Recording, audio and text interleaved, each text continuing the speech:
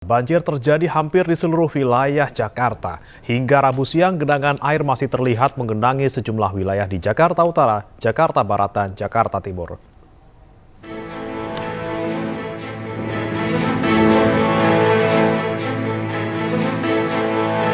Banjir terjadi hampir merata di seluruh wilayah Jakarta.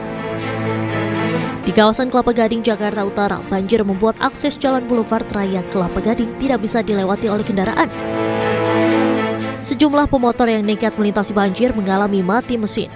Dibantu warga sekitar, pemilik motor berupaya menyalakan mesin yang terlanjur basah terkena genangan air. Sejumlah mobil juga mengalami mogok. Ketinggian air yang bervariasi, yakni 30 hingga 50 cm menyebabkan sejumlah mobil ini mati mesin. Akibat banjir ini, akses jalan dari arah Pulau Gadung ke Kelapa Gading dan sebaliknya tidak bisa diakses.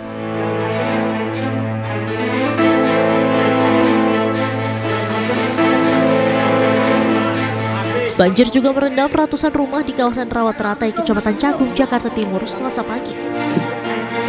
Sebanyak 300 kepala keluarga terdampak banjir dan terpaksa bertahan di lantai 2 rumah mereka.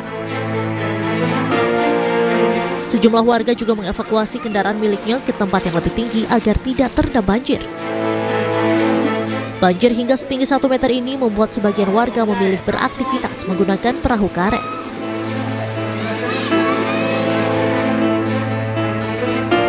Hujan dengan intensitas tinggi di Jakarta menyebabkan sejumlah wilayah banjir.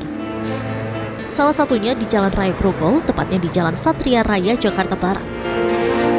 Di jalan ini ketinggian air mencapai sekitar 15 hingga 30 cm. Banjir juga berdampak ke permukiman warga di Jalan Satria RW 04 Kelurahan Jelambar. Ketinggian air di permukiman warga sekitar 20 hingga 40 cm. Dari Jakarta, tim liputan iNews melaporkan. Dan pemirsa, kita akan bahas lengkapnya bersama dengan Deputi Bidang Meteorologi BMKG Guswanto. Selamat sore Pak Guswanto. Selamat sore. Ya, Pak Guswanto, untuk hari ini dan juga beberapa hari ke depan, masihkah ada potensi curah hujan tinggi di Jakarta dan sekitarnya, Pak?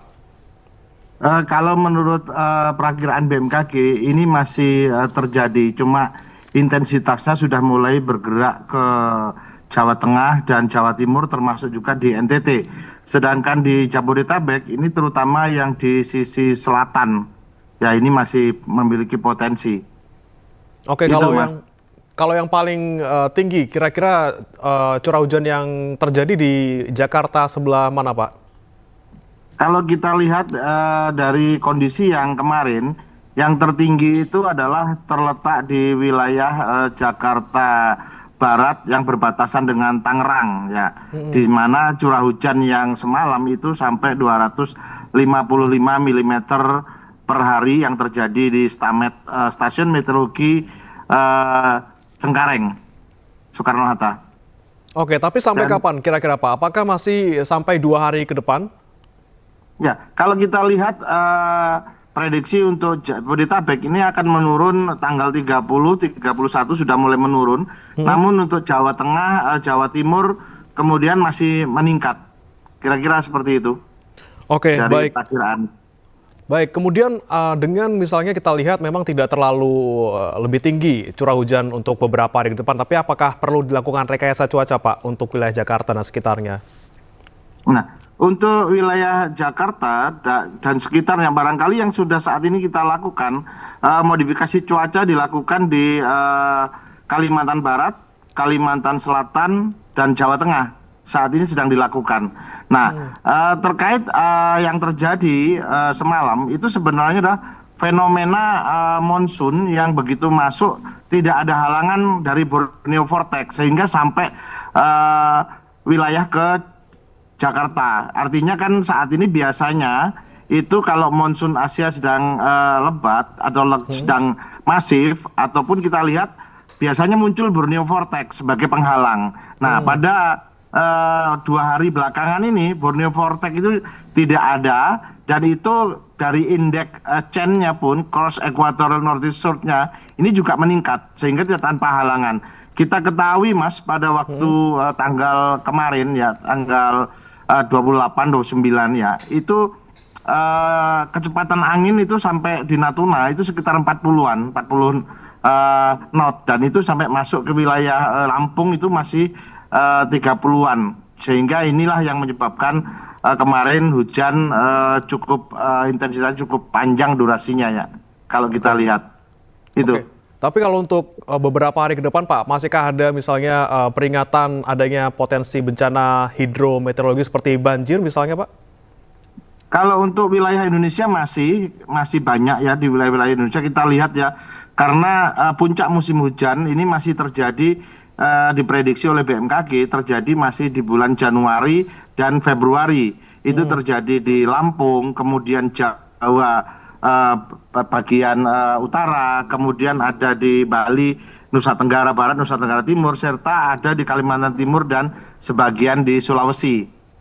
Sehingga ini yang masih memiliki curah hujan yang tinggi. Dan sedangkan fenomena yang kedua yang akan muncul yaitu adalah Madden-Julian Oscillation, dan saat ini sudah berada di wilayah barat, wilayah Indonesia.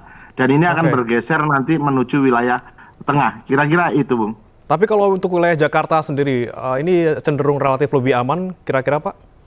Jakarta kalau kita lihat dari prediksi atau perakiraan BMKG untuk ke depan ini sudah semakin mulai menurun, walaupun kita juga memprediksi secara normal ya, normal curah hujan, bahwa puncak musim hujan di Jakarta itu sebenarnya terjadi dasarian 3 sampai nanti dasarian 1 Februari.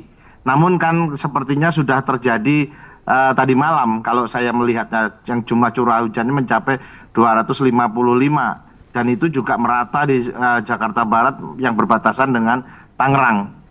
Oke, tapi kalau misalnya untuk warga Pak, apakah masih juga harus waspada misalnya terkait dengan banjir kiriman dari atas, dari Bogor, atau misalnya kalau di wilayah pesisir ada ancaman banjirop juga Pak? Betul, kalau untuk kewaspadaan dan antisipasi atau mitigasi bencana hidrometeorologi, saya rasa untuk masyarakat tetap perlu dilakukan. Karena apa? Kalau kita melihat perubahan cuaca ini kan sangat dinamis. Terkadang hari ini kita prediksi ternyata 6 jam ataupun 12 jam ke depan itu berubah. Dan kita lihat juga bahwa potensi Jakarta ini kan lebih landai dibanding wilayah selatan Jabodetabek, misalkan Bogor dan sekitarnya. Karena bentuk topografi yang begitu unik, maka apabila terjadi curah hujan di wilayah selatan daripada Jakarta, ini akan daerah alirannya akan mengalir ke Jakarta. Dan ini juga perlu diwaspadai. Karena apa? Banjir yang kiriman ini juga tidak kalah hebat biasanya.